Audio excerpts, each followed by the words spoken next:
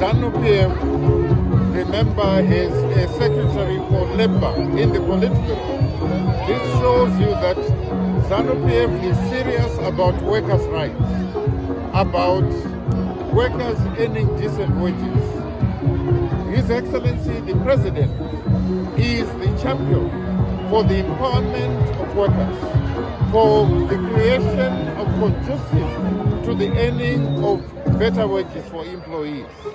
When His Excellency talks about Vision 2030, an upper middle income economy, it means workers are very much a part of the equation, because it is the workers who go out there to labor, to build the economy, in the farming sector, in the mining sector, in the commercial and industrial sectors, in the service industry.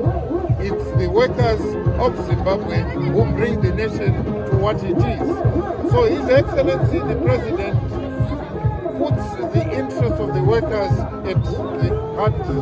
And that's why the Secretary for Labor, Comrade R.M. Lofu, was here to take note of the concerns being raised by the Zimbabwe Congress of Trade Unions, so that he can then take them to His Excellency, the President, as the higher echelons of the party.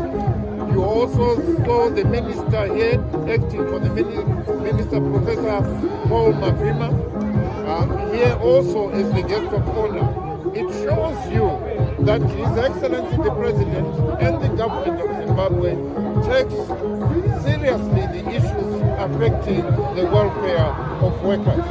And so we are here as ZANU-PF in solidarity with workers, because even us as well, we are workers in our various spheres of life. Even you as journalists, you are workers in your various spheres of life.